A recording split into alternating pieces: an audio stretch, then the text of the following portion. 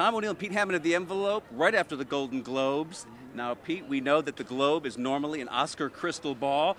What did we see tonight in there? Well, we saw, it shook up the race a little bit, I think, in some ways. It's cemented Slumdog, I think, as the leader. This week has been an incredible week for Slumdog. Writers Guild, Directors Guild, Producers Guild, nominations in all of them. Yep. Yeah, Critics' Choice Award at one. Critics' Choice Award, Best Picture. It won all the same awards at the Critics' Choice Awards that it won here at the Golden Globes. I think we have to now look at that as the front runner. So, yeah, the Golden Globes has cemented that. But there's a lot of things. The voting for the Oscars closes tomorrow at 5 o'clock. I'm not sure how much impact the actual winners or the speeches are going to have not on the nominations, but it may have a big impact on the winners. All of these guilds that you mentioned a minute ago, producers, directors, writers guild, all nominated The Dark Knight. So we suddenly know it's in the race. Let me pose this possibility that The Dark Knight is the dark horse we have to be leery of. January 22nd, nominations come out. What if The Dark Knight has the most? You and I know, because we keep score like this, the movie with the most nominations has won Best Picture, 15 out of the past 20 years. It gives you a big psychological advantage. And here's why I think The Dark Knight is viable. The Slumdog thing, if it wears off, like the glow, like the afterglow of sex, if just make a random analogy here, and we look around at the harsh economic times, America is in a severe recession. Dark Knight was the second biggest earning movie of all time. Okay, I have two theories on this. One is that we haven't seen the industry voting yet in terms of the winners. We've only seen them in these Critics Awards or Journalist Awards, and the industry sometimes look at things differently. So to your point on The Dark Knight, they may look at this as the savior of the movie industry. This is what movies are all about, and they may well reward it. You're right, and it could switch the race.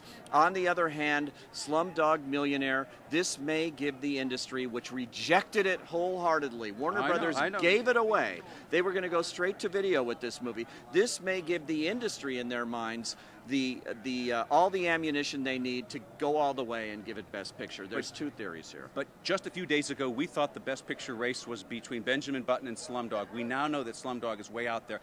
Do you agree with me that there is one movie that could possibly beat it, Dark Knight? I'm not sure Button can.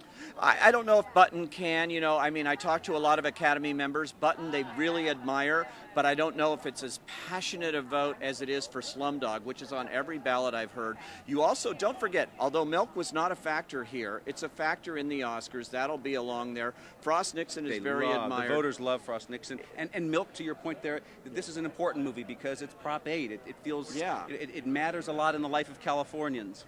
And let's talk, too, about the actors' race and how these will affect the actors' race. I think Sean Penn's been on an unstoppable path until you got here. And you saw that wonderful speech Mickey Rourke did, and it's a great story. And then you have Clint Eastwood, #1 movie, biggest movie in his career this weekend. If he gets nominated, that's going to have an impact, and he could be well in there, even though he hasn't been in any of these previous award shows. Because he's never won an Oscar for acting before. Matter of fact, never has any of the actors turned directors who won Oscars for directing won for acting. So this could be, if anybody breaks that curse, it could be Clint. It could be Clint. And then you have Frank Langella as Richard Nixon. And the Academy voters have proven time and time again in recent years they love people playing real people. And that's a great performance. Which Mickey doesn't do. It's going to be a tight race. And then the actress race is all over the map. The Critics' Choice tied it between Anne Hathaway and Meryl Streep.